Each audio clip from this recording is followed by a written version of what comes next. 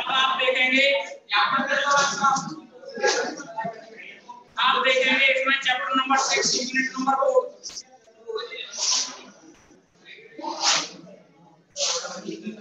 Unit number 4 करिए।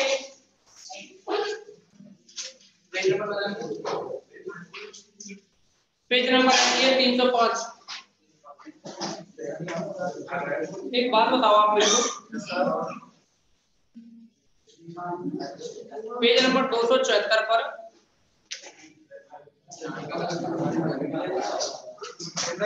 जो be exercise थी ना, क्वेश्चन नंबर 3 और 4 करा दिया क्या? नहीं कराया ना? तो पहले उनको देखो, हमें ध्यान आया तो ये पढ़ा है। सुनिए,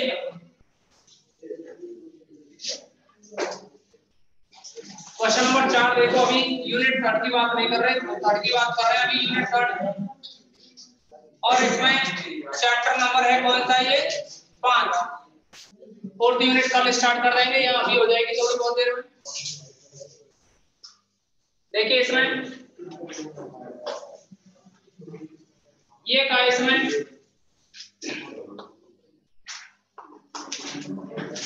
e की power x cos x equal to 1 के दो मूलों के मध्य के दो मूलों के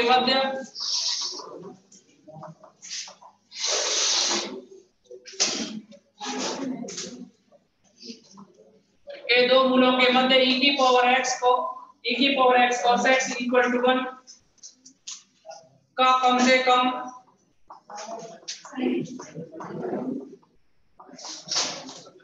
एक मूल विद्यमान है।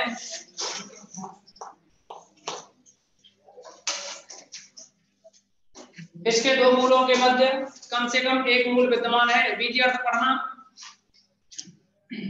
बीजीय अर्थ लिखा है रोल प्रमेय का।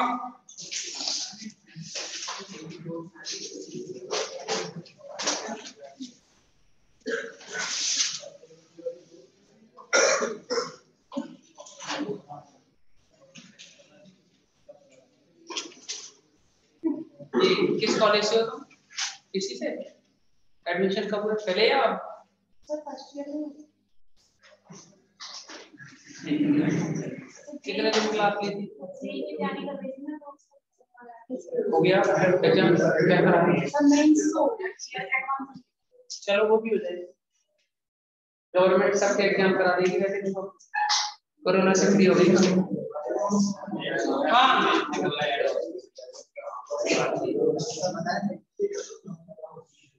पढ़ लिया। यही तो कहा गया उसमें कि f of x equal to 0 के दो मूलों के मध्य f डैश x का एक मूल है। नहीं दे रखा ऐसा? अरे यही लिखा हुआ है, कम से कम एक मूल। हाँ सुनिए, ध्यान दीजिए इसमें क्या आप इसको ऐसे लिख सकते हो cos x बराबर 1 e की पावर x, जिसको e की पावर माइनस x है, देख सकते हैं ना इतना? अच्छा इसको cos x माइनस e की पावर माइनस x, इसको क्या मान सकते हैं? f of x मान ले। माना f of x equal to, इसको पक्षांतर करके लिख दिया। अब ये बताओ आप, cos x हम कोई इंटरवल लेकर के चल रहे हैं, यहाँ कोई अंतराल नहीं दे रखा ना, अल्फा बीटा ले लें। तो देखिए for all x belongs to close interval alpha beta. अब ध्यान दो, इसमें हमने एक इंटरवल क्या ले लिया? अल्फा बीटा ले लिया। इसमें ये बताइए cos x सब जगह सतत होता है या नहीं? cos x सभी जगह सतत होता है, और e की पावर जो x है, x हो या माइनस x हो, ये भी सतत होता है। तो हम यह लिखेंगे, अरे रोल प्रमेय के लिए 3 कंडीशन सेटिस्फाई कर रहे हैं। फर्स्ट, क्योंकि cos x व e की पावर माइनस x सभी जगह कैसा है? सतत है। तब f of x, क्योंकि देखो f of x जो बना हुआ है वो इन्हीं दोनों फलनों से तो बना हुआ है। दूसरा मूल e की पावर x sin x बराबर 1 है। sin x cos x ये दूसरा। अरे ये देखिए अब इसमें तो अपने आप आ जाएगा। जब ये दोनों सतत हैं तो ये एफ ऑफ एक्स से नीचे तो बना हुआ है, तो एफ ऑफ एक्स कैसा होगा, ये भी कंटिन्यूअस होगा किसमें, अल्फा बीटा में। तब एफ ऑफ एक्स भी सर्वत्र कैसा होगा, सतत होगा। अतः अगर ये सभी जगह सतत है तो अल्फा बीटा में तो होगा ही होगा। अतः F of x close interval alpha beta में सतत है।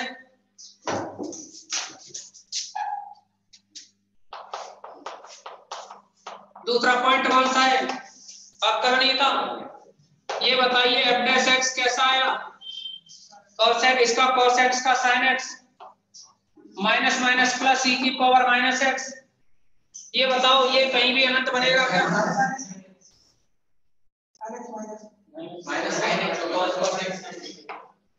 ये बताइए ये कहीं भी अनंत बनेगा क्या, नहीं बनेगा ना। साइन का मान अनंत थोड़ी होता है, -1 और 1 के बीच में होता है। e की पावर कभी भी अनंत बनता है क्या, e की पावर किसी भी बिंदु पर अनंत नहीं बनता। अब देखो e की पावर अनंत तो अनंत पे ही बनता है, और हम यहाँ बात कर रहे हैं अल्फा बीटा की अनंत नहीं है इसमें। कोई भी दो पॉइंट है, जैसे 2 5 हो 2 3 हो ऐसा कुछ, तो ये क्या है F dash x close interval alpha beta में परिमित एवं विद्यमान है, परिमित एवं विद्यमान है। तब F of x close interval alpha beta sorry open interval alpha beta में कैसा हो जाएगा, अवकरणीय होगा। अगर ये इसमें यानी डिफरेंशिएबल हो गया ना ये, तो अब तीसरा पॉइंट क्या है, बोलो एफ ऑफ अल्फा बराबर एफ ऑफ बीटा बराबर कितना है, 0। कोई दिक्कत,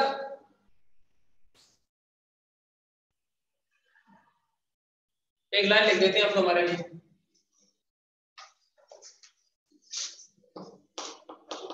जहां अल्फा तथा बीटा दिए गए समीकरण के दो मूल हैं। अल्फा और बीटा क्या है, इस समीकरण के दो मूल हैं ये अल्फा और बीटा। तो ये बताओ एफ ऑफ अल्फा और एफ ऑफ बीटा बराबर होंगे 0 के, होंगे या नहीं होंगे, क्योंकि अगर किसी भी समीकरण का मूल दे रखा हो तो मूल तो तभी होता है जब उस बिंदु को अगर उस समीकरण में रख दें तो संतुष्ट कर जाए, अर्थात बराबर 0 आ जाए। देखिए ये जो एफ ऑफ एक्स है ना, इसको पक्षांतर करके ले आए इधर, तो इसको पक्षांतर करोगे तो बराबर में 0 ही तो आएगा, होगा कि नहीं। तो इसीलिए क्या लिख दिया, एफ ऑफ अल्फा बराबर एफ ऑफ बीटा बराबर 0। रोल प्रमेय सत्यापित हो गई क्योंकि तीनों कंडीशन सेटिस्फाई है, अतः रोल प्रमेय सत्यापित है। तब C belongs to open interval alpha beta such that f dash C equal to 0 implies f dash C मतलब यहाँ x की जगह क्या लिखोगे इसमें C, तो ये बना माइनस का साइन C और प्लस का e की power minus C equal to 0। क्या बना यहाँ से, sine C equal to e की पावर माइनस C। इसको देखो e की पावर C से गुणा कर दें तो e की power C sine C equal to 1 आएगा ना। तो ये बताओ for all C belongs to कितना, ओपन इंटरवल अल्फा बीटा। अगर C की जगह x ले लें हम, e की पावर x sin x बराबर 1, for all x belongs to alpha beta संतुष्ट हो रहा है कि नहीं। एक बात बताइए, अगर C देखो ध्यान देना इसमें, ये कहा गया इसमें कि इस समीकरण के दो मूलों के बीच में, दो मूल अल्फा बीटा मान लिए, इनके बीच में एक ऐसा मूल होगा जो इसको संतुष्ट करेगा, अर्थात इस समीकरण का एक मूल होगा, अर्थात मैं ये कह सकता हूं कि इनके बीच में एक ऐसा पॉइंट होगा जो इसको संतुष्ट करेगा, इसको संतुष्ट करेगा तभी तो वो मूल होगा उसका। तो देखिए C जो लिया है अल्फा बीटा के बीच में ही तो है, कौशी मध्य सॉरी रोले प्रमेय के अकॉर्डिंग, रोले के अकॉर्डिंग C किसमें है, अल्फा बीटा में, और अल्फा बीटा में है यानी अल्फा और बीटा के बीच में है ना C, और इस समीकरण को संतुष्ट कर रहा है ना, इस समीकरण को क्या कर रहा है, संतुष्ट। तो फिर ये जो सी है वो इस समीकरण का क्या होगा, एक मूल होगा कि नहीं। तो वही बात हो गई ना सिद्ध कि इस समीकरण का कम से कम एक मूल इसके दो मूलों के बीच में है अल्फा बीटा के। तो क्या लिख सकते हैं, अतः समीकरण e की पावर x cos x बराबर 1 के दो मूलों के मध्य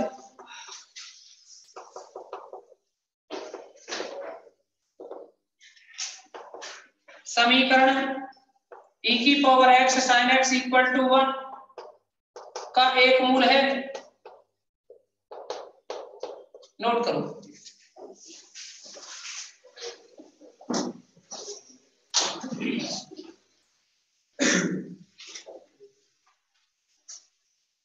अब बोलो क्या कह रहे थे तुम, कितने हो गए उसके, जी A B C D E F हो गई, हटके तो नहीं ना। अभी किस किस के सवाल हो गए, आगे पर करना। अच्छा ई की वजह ना, ई के कितने किस किस के हो गए, अटक तो नहीं रहे ना, जब जरा लेना मैंने कहा था ना। अच्छा ई एफ कितने से, एफ पे कौन पहुंच गया, 1 2 3 कितने हो गए, 10 तक टोटल हो गए। बहुत अच्छी बात है, 8 हो गए। करना और सारे सवाल एक जैसे है ना, मैंने कहा था ना, तुम तो माने नहीं, मैं तो जी को निपटा देता कल। शनिवार का पढ़ा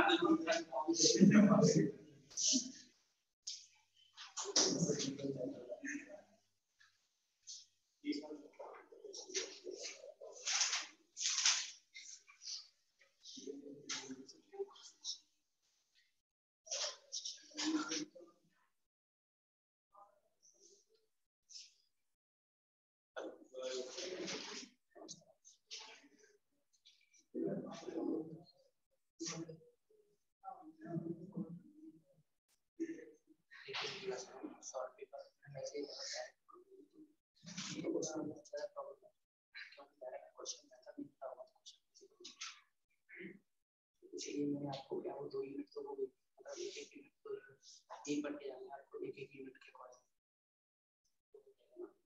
इसी से कंप्लीट सिलेबस कवर हो जाएगा इसमें।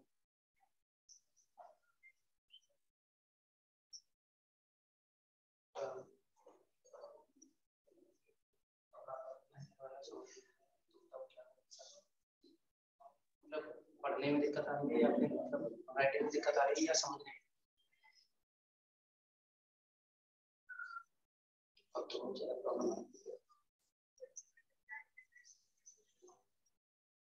डिफरेंशियल इक्वेशन तो हो जाएगी, लेकिन ये लीनियर अलजेब्रा वाला पूछ सकते हैं, प्रॉब्लम आएगा। अभी एक और आएगी डिविजन रीजन है, टर्मिनल या डिविजन रीजन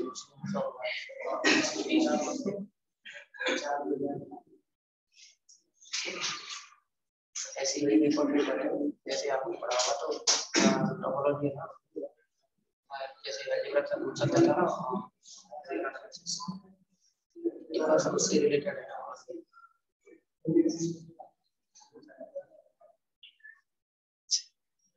बातें वो तो फर्स्ट टाइम मुझे सर के पास से 7 बजे फ्री और मैं वैसे भी 6 बजे के करीब सुबह 6 से शाम को 6 बजे।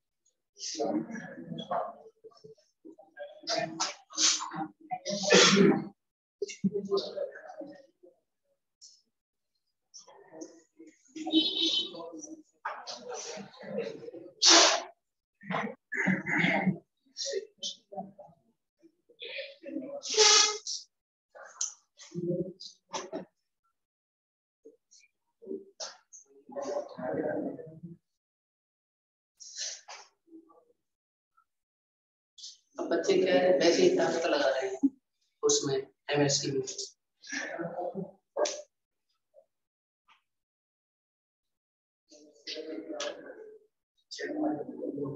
पढ़ना कोई बड़ी बात नहीं है, टाइम भी तो होना चाहिए।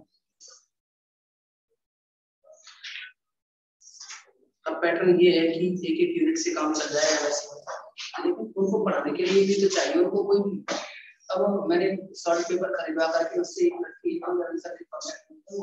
उनकी फैमिली में से वो एमएससी कर रही होगी। अब एमएससी कर रही है वो, तो अब एक बात बताओ, एमएससी में सिंपल सी बात है, पढ़ना तो पड़ता है, सब में पढ़ना पड़ता है, वो भी मैथ से कर रही है। तो मैं तुम्हारे लिए सॉल्ट पेपर दे दूं, तुमसे कह रही है सॉल्ट पेपर में से पढ़ लोगे क्या तुम? मैं तरीका भी तो पता हो पहले कि क्या चल क्या रहा है, कुछ भी ना कर सके।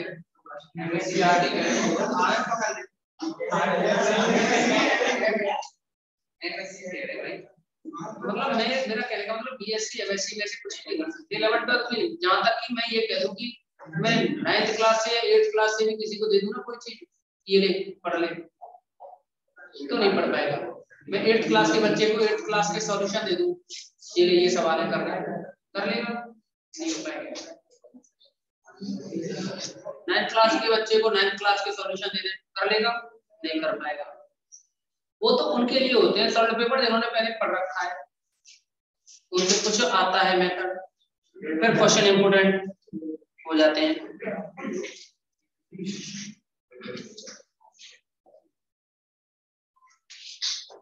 अभी क्या है, मैंने ये सर ने कहा इसलिए मैंने दो उनको तो उस बच्चे को 2 यूनिट दे दी मैंने। अब वो कह रही सर डिफरेंशियल इक्वेशन तो समझ में आ रही थोड़ी बहुत, पर वो नहीं आ रही समझ में। एक और बुक है, रियल नहीं है, अलजेब्रा है। अब वो कह रही सर अगर आप थोड़ा सा टाइम निकाल दें, आप बता दें। अरे मेरे पास तो टाइम नहीं है। मैंने उसको यही कहा कि मैं भाई इसको सुबह 6 बजे से शाम को 6 या शाम को 7 बजे फ्री हो रहा हूँ, तेरे घंटे तो मेरे को हो जाते हैं वैसे ही पढ़ाते पढ़ाते।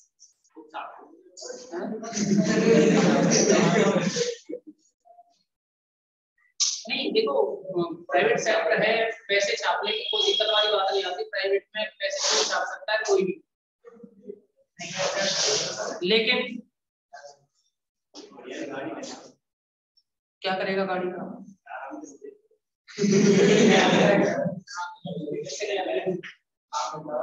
बेटा सुन, एक ही काम होगा फिर, या तो मेरे को फिर वो टूर पे ले जानी पड़ेगी कोई गाड़ी ऐसी लेकर के कि हाँ भाई बस बुकिंग में, और जिस दिन की बुकिंग हुआ करेगी ना उस दिन तुम्हारी क्लास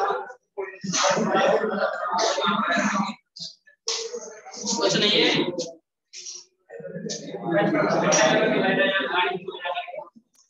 मेरे पे मोटरसाइकिल ही अच्छी चल सकती है, गाड़ी ले जाने पाएगी, मैं किसी को ठोक दूंगा, गाड़ी से उड़ा दूंगा। मोटरसाइकिल हाथ लगी हुई है, मेरे को चलाते हुए काफी टाइम हो गया है। मोटरसाइकिल मैंने चलाई 2011 से 2011 से मैं मोटरसाइकिल चला रहा हूँ और मेरे को हाथ लगा हुआ है उस पे। अगर किसी ने ये कह दिया कि मोटरसाइकिल से जाना है वहां उससे पहुंचना और ये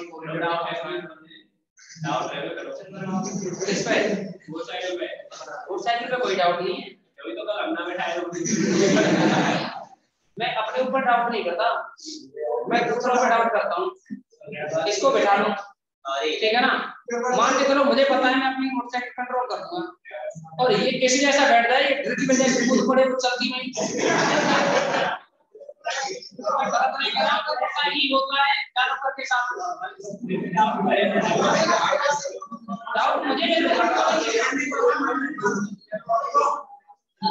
मेरे ऊपर कोई डाउट नहीं है।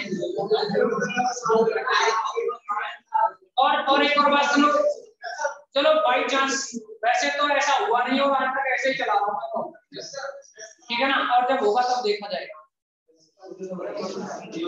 मैं तो गया, मेरे साथ में चूक न जाए। एक बात बताओ, कोई नहीं बैठा,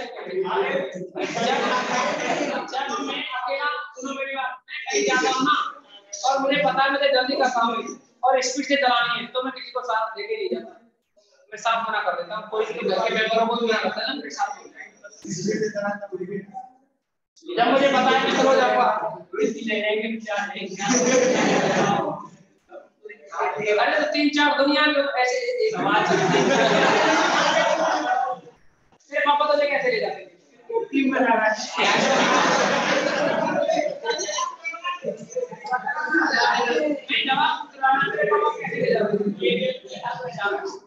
ऐसे ही सबके ले जाते भाई तो कह रहा कहां बैठा के देखता कि तो फिर तू ऐसा करियो तो प्रैक्टिस से हमारे संग कर ले टंकी बैठ के देख लियो आराम से चलाएगा क्यों अरे चलाएगा क्यों पिटेगा नहीं तू अपने शौक पूरे करना चाह रहा है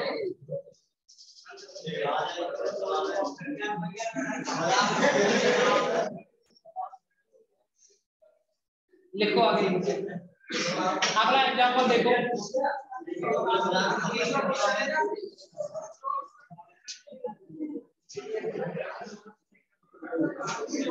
एक और एग्जांपल दे रखा है ना मैट्रिक्स वाला, देखो उसे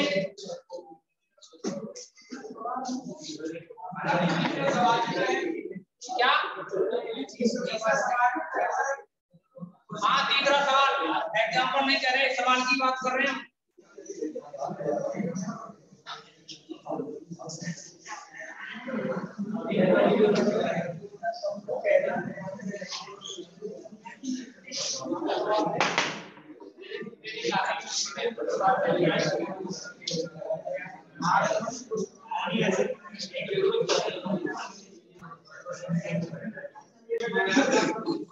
कोड को बता दो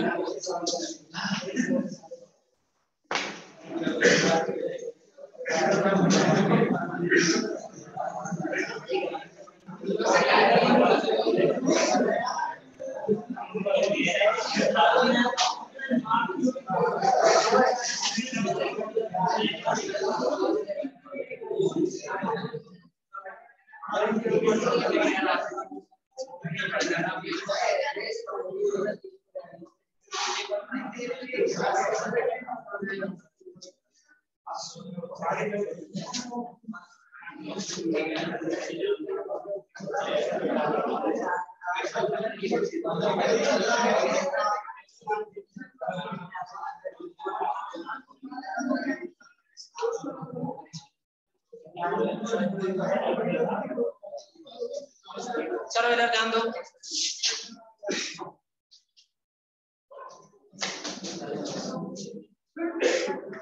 शाम को 7 बजे के बाद पूछा करो ये बात है क्लास में होते हैं समय पूरे दिन तो अब उस समय में क्लास में हूं अभी आगे ही बात कर सकता हूं मेरे को टाइम लगा तो कॉल कर सकते हैं नहीं बोर्ड पे आप उसको मार करके रखो थोड़ा पता चलेगा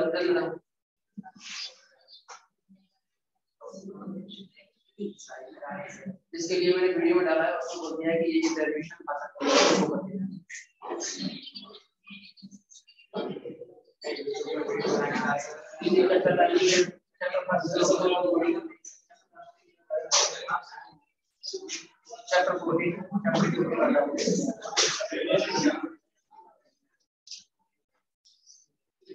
सुनिए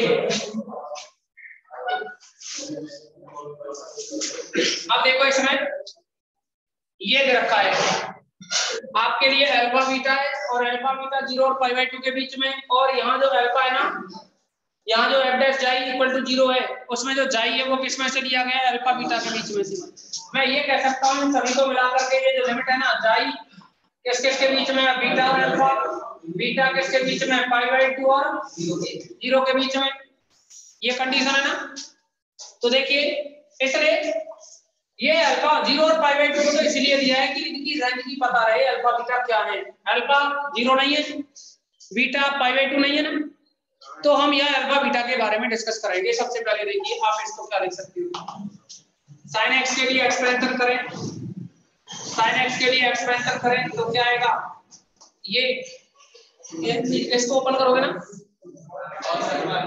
ऐसे ऐसे ऐसे मल्टीप्लाई करोगे, लेकिन ये देखो अल्फा बीटा में तो कांस्टेंट ही तो है, मान ले तो इसको कांस्टेंट को ए क्या मान लिया ए, साइन cos x के लिए करोगे तो क्या आएगा, cos x के लिए सॉल्व करोगे तो ये रो और ये कॉलम हटाओगे, इसका यहाँ होगा इसका यहाँ होगा, आएगा तो कांस्टेंट ही ना, इसको b मान ले, और tan के लिए करोगे तो c मान लो, कोई प्रॉब्लम तो नहीं। अब ये बताओ sin x cos x tan x 0 से π/2 के बीच में कंटीन्यूअस होते हैं कि नहीं, माना कि तुम सही हो लेकिन फिर भी मैं ही सही हूँ, माइनस सही तो मान लो उसको भी, क्या दिक्कत है, कांस्टेंट ही तो मान रखा है। अब देखो इसमें sin x cos x और tan x 0 से π, देखो sin cos तो सभी जगह सतत होते हैं ना, और tan x क्या है 0 से π/2 में सतत होता है, लेकिन 0 और π/2 इसमें इंक्लूड नहीं है ना, तो क्या लिखोगे इसमें, पहला पॉइंट, क्योंकि sin x cos x तथा tan x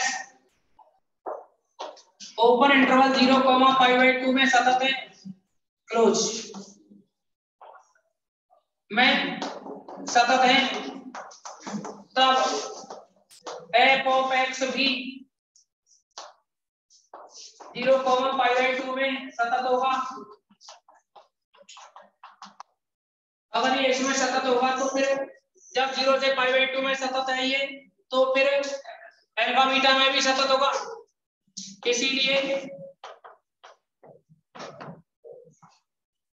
f of x किस इंटरवल में, अल्फा π/2 में भी, सॉरी अल्फा बीटा में भी सतत होगा। अच्छा एक बात बताइए, अब आप करनी है, चेक करने के लिए क्या करोगे, f dash x equal to a sin x का cos x minus b cos x का sin x plus c tan x का क्या होता है, बोलो ये 0 और π/2 में अनंत है क्या, अनंत तो नहीं बन रहा, देखो ये तो कभी अनंत बनते नहीं है, सेक को देखो कब अनंत होगा, 1/cos, cos कब 0 होता है π/2 में, लेकिन जब ओपन इंटरवल लेंगे तो π/2 शामिल होगा क्या, नहीं होगा, तो इसका मतलब ये क्या हुआ, जो कि ओपन इंटरवल 0 π/2 में विद्यमान है, परिमित और विद्यमान है, परिमित एवं विद्यमान है, अगर ये परिमित और विद्यमान है तब क्या लिखेंगे, तब f of x 0 π/2 में अवकलनीय होगा, अतः f of x 0 π/2 में अवकलनीय है तो फिर अल्फा बीटा में भी कैसा होगा, अवकलनीय होगा, कोई दिक्कत। अब तीसरा पॉइंट क्या है, f of अल्फा बराबर f of बीटा बराबर 0 होगा कि नहीं होगा, होगा ना 0,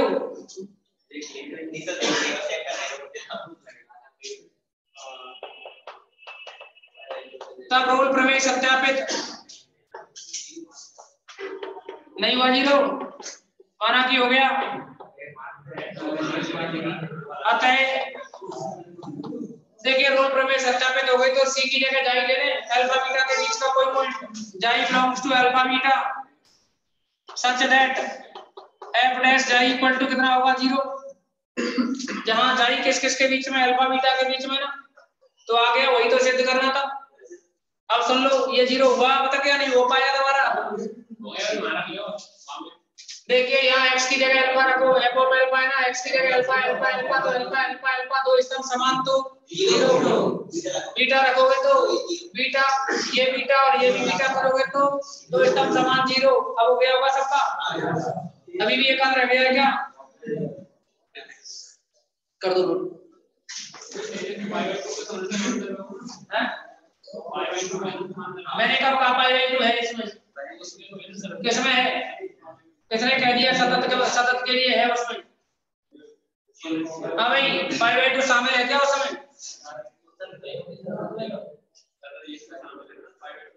अरे नहीं है भाई, शामिल देख, अल्फा बराबर पाई बाई 2 नहीं है उसमें, देख वहां है नहीं बराबर, मैंने क्लोज इंटरवल लगाई तो दिया है बस, क्वेश्चन में तो नहीं है, लगाई तो दिया है मैंने वहां, क्योंकि क्लोज में ही लिखते हैं ना उसको। और वैसे भी 0 से पाई बाई 2 में तो सतत होता ही है, कोई सा भी फलन हो।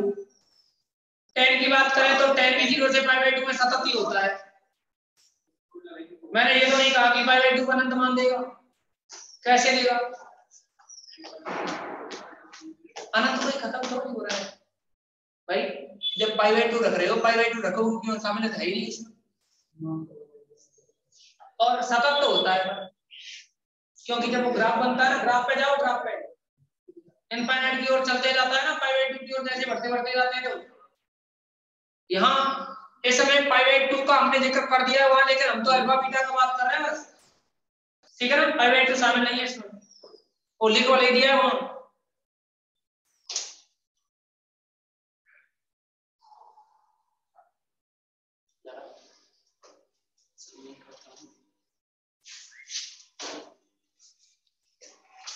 आज नई यूनिट पढ़ाते